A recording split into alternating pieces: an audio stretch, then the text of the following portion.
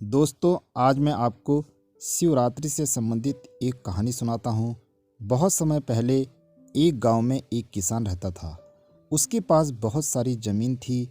उसने अपने खेतों की देखभाल के लिए एक नौकर रखा हुआ था।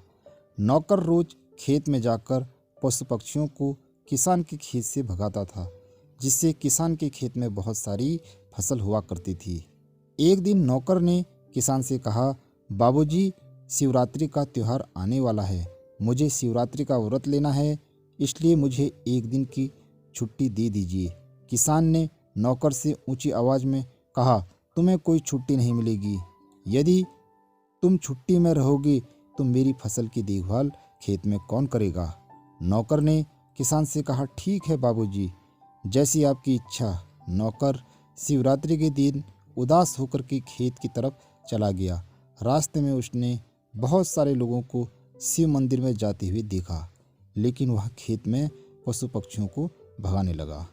नौकर की ऐसी दशा देखकर शिव पार्वती को उस पर बहुत दया आई। उन्होंने एक सेठ साहूकार का रूप बनाकर नौकर के पास खेत में चले गए और उससे उसकी उदासी का कारण पूछा, तो नौकर ने सारी घटना उन दोनों को बता दी। तब सेठ साहूकार ने नौकर को बहुत सारा धन देकर कहा, तुम उदास मत हो, तुम्हें शिव की पूजा करनी है तो जाओ, तब तक हम दोनों इस खेत की देखभाल कर देंगे।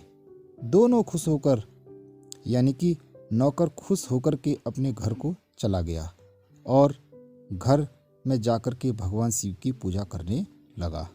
जब किसान को पता चला कि नौकर खेत को छोड़कर वापस अपने घर आ गया है, तो किसान बहुत नाराज हो गया और गुस्से में नौकर के पास चला गया, यानी कि नौकर के घर जा पहुंचा और नौकर को डांटने लगा। तब नौकर ने कहा, बाबूजी, मैं खेत को छोड़कर नहीं आया हूं। आपके खेत की देखभाल एक दंपति कर रहे हैं, यानी कि जो सेठ साहूकार थे वो दोनों कर रहे थे। उन्होंने ही मुझे बहुत सारा धन देकर शिव पूजा के लिए भेजा है, इसलिए मैं आया हूँ। आप खेत में जाकर देख लो।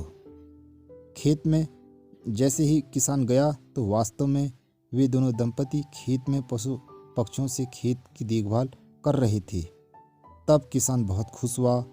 उस किसान ने भी मन ही मन सोचा, क्यों ना मैं भी इन दोनों दंपति से कहूँ कि मुझे भी शिव पूजा करनी है। तब उस किसान ने ऐसा ही किया और उन दोनों दंपति से कहा, आज शिवरात्रि है, मुझे भी शिव पूजा करनी है। तब उन दोनों ने कहा, ठीक है, आप जाओ, तब तक हम आपके खेत की देखभाल करेंगे। लेकिन किसान को कुछ नहीं दिया। किसान बोला, सेठ जी, मुझे भी कुछ धन दे दीजिए।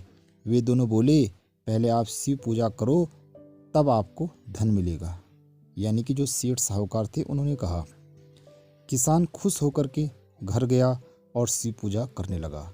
जैसे ही उसने शिव पूजा संपन्न की, अचानक उसके शरीर में बहुत सारे दाने हो गए।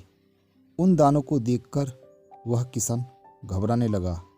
तभी अचानक जो खेत में जो सेठ साहूकार थे वो वहाँ पर प्रकट हो गए और उन्होंने शिव और पार्वती का रूप ले लिया और बोले, किसान, तुमने हमारी आराधना लालच में आकर के की थी, यानी कि जो पूजा आप कर रहे हैं वो लालच में आकर के कर रहे हैं, इसलिए तुम्हें ये दंड मिला है। किसान समझ गया। उसने शिव और पार्वती से क्षमा मांगी। तब उन्होंने किसान के शरीर में हुए दानों को मिटा दिया।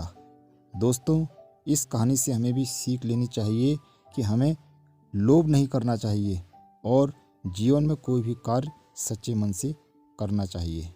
दोस्तों, आज हमने शिवरात्रि से संबंधित कहानी सुनी।